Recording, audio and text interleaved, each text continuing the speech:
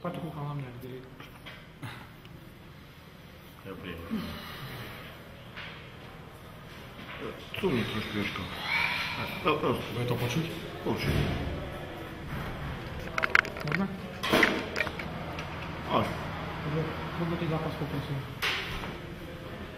Tak pozorovali sme veľmi dôležité stretnutie z pohľadu toho, že sme chceli obsadiť druhé miesto v tabuľke. Sme tento zápas nesmeli prehrať. Darilo až na ten inklinovaný moment, z ktorého sme dostali gól. Musím tú defenzívu pochváliť. Ale strašne sa natrápime na gól. Neviem, čím to je. Zahadzujeme vyložené šance. Nechávame potom súpera stále, ako sa hovorí, žiť a potom sa nakoniec musíme trápiť o víťazstvo. Nakoniec obrovskou bojovnosťou sme ten zápas zvládli a gólom do prázdnej brány vystrelili víťazstvo na svoju stranu. Naozaj chcem poďakovať celému týmu za bojovnosť, keďže sme obranili 5 minútovú presilovku o jedného hráča menej, keď dokonca bolo 5,5 minúty, takže naozaj som spokojný s bojovnosťou. Dneska bolo opäť strašne veľa vylúčených. Tu na Levočovia majú ten trend tak nastavený, že vylúčujú prakticky všetko. Prebrali ste to nejak s chalami, dá sa vôbec to nejak ústredniť? Na každej porade predzápasovej to chalom zdôrazňujeme, že tí rozhodcovia sú tu strašne úzkoprstí, ale naozaj ja si myslím, že v niektorých momentoch to až úplne preháňajú. Toto s hokejbalom už nemá nič spoločné. Tu opískajú nám také fauly, keď chlap sa dotkne chlapa pri mantineli a počujú racho do mantinelu, tak hneď vylúčujú a čím väčší úchod, tým väčší trest.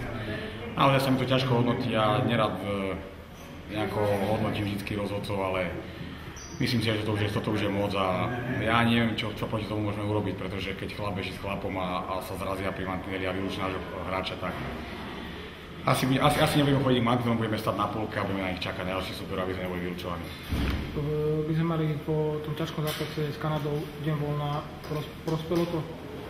Ja si myslím určite, že to prospelo, chalani hlavne potrebovali zregenerovať ten zápas s Kanadou, bol veľmi náročný, hlavne na fyzické sily.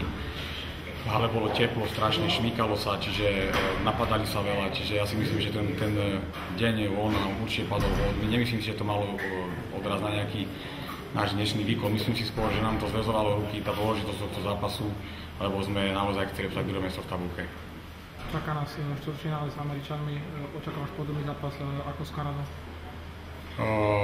Nemyslím si, Američania hrajú trošku odlišný štýl ako hrá Kanada, myslím si, že majú dobrých bedcov, ale myslím si, že nie sú až tak takticky na tom dobré ako Kanada, ani kondične, čiže očakávam zápas,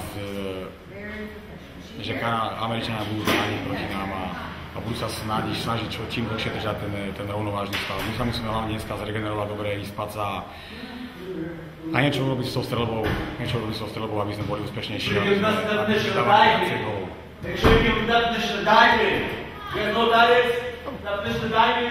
Shut up!